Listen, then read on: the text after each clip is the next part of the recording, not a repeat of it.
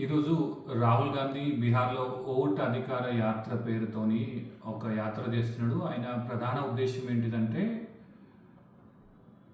ఓట్ల సవరణ జాబితాలో ప్రధానమైనటువంటి కంటెన్షన్గా ఉంది ఆయనది. ఆయన ఏమంటాడంటే ఓట్ల జాబితా సవరణలో చాలా ఇబ్బందులు ఉన్నాయి, ఓట్ల జాబితా ప్రిపరేషన్లో చాలా సమస్యలు ఉన్నాయని.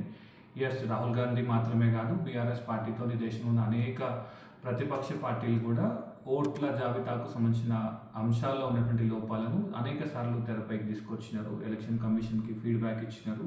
అయితే ఇక్కడ ఒక మాట ఏం చెప్పాలి అని అంటే, రాహుల్ గాంధీ ఒక మాట ఏం చెప్తున్నాడు, ఓట్ అధికార యాత్ర అనేటువంటి మాట చెప్పినాడు.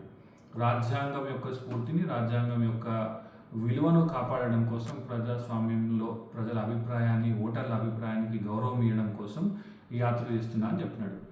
మరి ఇదే రాహుల్ గాంధీ ఎంత హిపోక్రసీ అంటే, తెలంగాణలో నువ్వు ఓట్ చోరీ గురించి మాట్లాడుతున్నావు, మరి సీట్ చోరీ చేయడానికి ప్రయత్నం చేసినటువంటి వ్యక్తి 50 లక్షల రూపాయలతోని, నోట్ల కట్టలతోని, సీసీ కెమెరాల సాక్షిగా దొరికిన వ్యక్తికి నువ్వు ముఖ్యమంత్రి చేసి ఓట్ చోరీ అంటే ఎవరు నమ్ముతారు? ఒకటి.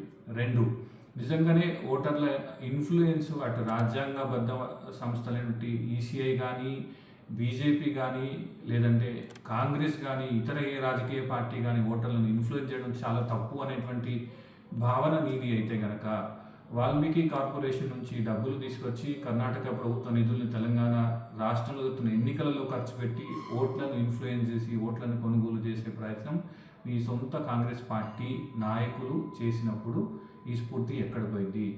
రెండోది, తెలంగాణతో పాటు ఆంధ్రప్రదేశ్లో బీజేపీ పొందినటువంటి ఎలక్టరల్ విజయాలు అనేక మందికి అనుమానాలు రేకెత్తించినాయి. మరి నువ్వు కర్ణాటకతో పాటు తెలంగాణలో కానీ, ఆంధ్రాలో కానీ బీజేపీ విజయాల వెనుక ఉన్నటువంటి మతలబ్ ఏంటిదో ఎంక్వైరీ ఎందుకు చేయలేదు? ఎందుకంటే తెలంగాణలో సికింద్రాబాద్, మల్కాజ్గిరి, చేవెళ్ళ, మహబూబ్ నగర్, కరీంనగర్, మెదక్ లాంటి దగ్గరలో బీజేపీకి అసెంబ్లీలో రిప్రజెంటేషన్ 0 ఉన్నప్పుడు కూడా, ప్రజలు తిరస్కరించిన తర్వాత కూడా ఈ 6 నియోజకవర్గాల్లో బీజేపీ ఎట్లా గెలిచింది అనేటువంటి కనీస అనుమానం కూడా నీకు రాలేదా?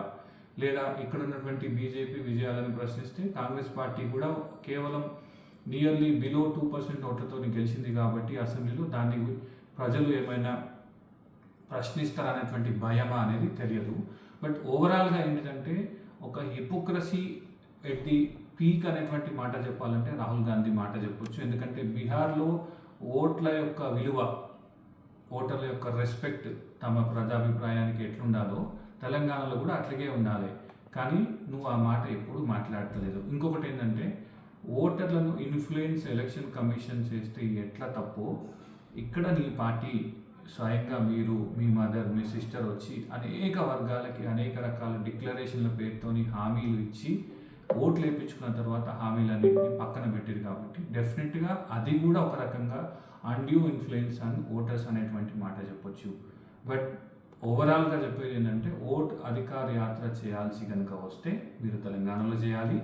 ఎందుకు అని అంటే, ప్రజల అభిప్రాయంతో, ఓటర్ల ప్రజాభిప్రాయంతో గెలిచినటువంటి 10 మంది ఫిరాయింపుదారులని నీ పార్టీలో చేర్చుకున్న తర్వాత ఓటర్ల యొక్క రెస్పెక్ట్ గురించి, వాళ్ళ యొక్క అభిప్రాయాలకు ఇవ్వాల్సిన రెస్పెక్ట్ గురించి మాట్లాడే నైతికత నువ్వు కానీ నీ పార్టీ కానీ కోల్పోయింది రాహుల్ గాంధీ.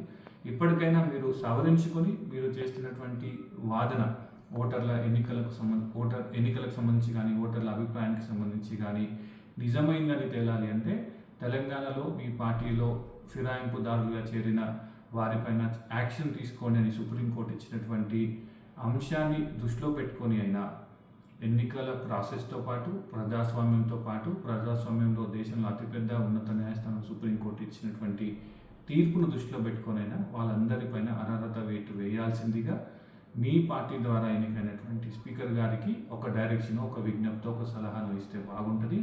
ఓవరాల్గా ఎస్, నువ్వు ఎలక్షన్ కమిషన్ యొక్క ఇబ్బందులను, ఓటర్ల యొక్క వ్యవహారాలను లేవనెత్తడం ఎట్లయితే నీకు ఒక రైటో, ఒక తెలంగాణ సిటిజన్గా, తెలంగాణ ఓటర్గా నువ్వు చేస్తున్నటువంటి ఓటర్ అధికార యాత్రలో ఉన్నటువంటి హిపోక్రసీని ప్రశ్నించడం కూడా, అందులో ఉన్నటువంటి హిపోక్రసీని ఎత్తి చూపడం కూడా ఒక వ్యక్తిగా, ఒక సిటిజన్గా నా బాధ్యత అనేటువంటి ఉద్దేశంతో ఈ వీడియో చేయడం జరిగింది. బస్ ఇప్పటికైనా రాహుల్ గాంధీ తన హిపోక్రసీని పక్కన పెట్టి తెలంగాణలో కొనసాగుతున్నటువంటి అప్రజాస్వామిక విధానాలను, రాజ్యాంగ వ్యతిరేక ప్రాక్టీసెస్ని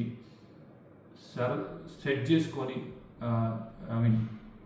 కరెక్ట్గా చేసుకునేటువంటి ప్రయత్నం తమ పార్టీ ద్వారా చేస్తే అప్పుడు రాహుల్ గాంధీ ప్రశ్నించే ప్రశ్నలకి కొంతైన అర్థం ఉంటుందనేటువంటిది నా personal opinion. Thank you so much.